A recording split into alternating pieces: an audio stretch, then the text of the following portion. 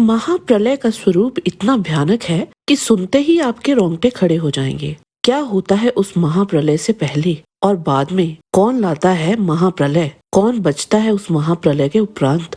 चलिए विस्तार से जानते हैं। मत्स्य पुराण के अध्याय 166 के अनुसार जब 1000 चतुर्युगी बीत जाती है तब ब्रह्मा जी का एक दिन कहा जाता है। ब्रह्मा जी के उस दिन के व्यतीत हो जाने पर महाभूतपति श्री हरि वो करते हैं जिसकी आपने कल्पना भी नहीं की होगी। उस समय सत्व मूर्ति योगी नारायण सूर्य का रूप धारण कर अपनी उद्दीप्त किरणों से सागर को सूख लेते हैं। इस प्रकार सभी सागरों को सुखा देने के पश्चात उनकी किरणों द्वारा नदियों, कुओं और पर्वतों का सारा जल खींच लेते हैं।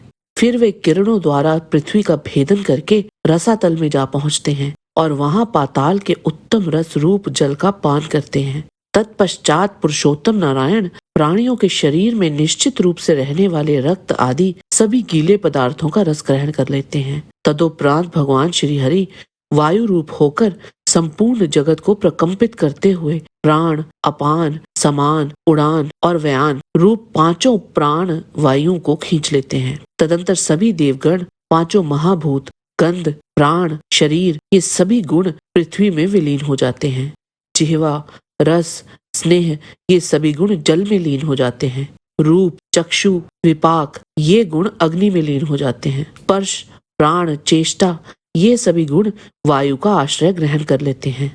शब्द, श्रोत्र, इंद्रियां ये सभी गुण आकाश में विलीन हो जाते हैं। इस प्रकार भगवान नारायण 2 ही घड़ी में सारी लोक माया को विनष्ट कर देते हैं। तदंतर जो सभी प्राणियों का मन, बुद्धि और क्षेत्रज्ञ कहा जाता है वह अग्नि उन सर्वश्रेष्ठ ऋषिकेश के निकट पहुंचता है और उन भगवान की किरणों से युक्त हो वायु द्वारा आक्रांत वृक्षों की शाखाओं का आश्रय ग्रहण करता है। वहां वृक्षों के संघर्ष से उत्पन्न हुई वह अग्नि सैकड़ों ज्वालाएं फेंकने लगती है। फिर उससे घिरा हुआ संवर्तक अग्नि सबको जलाना आरंभ करती है। वह पर्वतीय वृक्षों सहित गुल्मों, दिव्य विमानों, अनेकों नगरों को जलाकर भस्म कर देती है।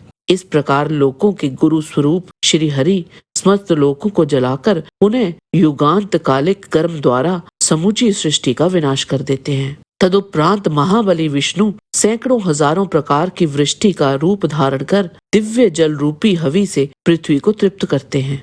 तब उस समय पुण्यमय उत्तम जल से पृथ्वी परम शांत हो जाती है। बरसते हुए जल के उस घेरे में आच्छादित हुई पृथ्वी समस्त प्राणियों से रहित हो एक कार्णव के जल के रूप में परिणत हो जाती है। उस समय सूर्य, वायु और आकाश के नष्ट हो जाने पर तथा सूक्ष्म जगत के आच्छादित हो जाने पर महान से महान जीव जंतु भी अमृत ओजस्वी एवं सर्वव्यापी नारायण में प्रविष्ट हो जाते हैं। इस प्रकार वे सनातन भगवान स्वयं अपने द्वारा समुद्र को सुखाकर, देहधारियों को जलाकर तथा पृथ्वी को जल में निमग्न करके अकेले शयन करते हैं।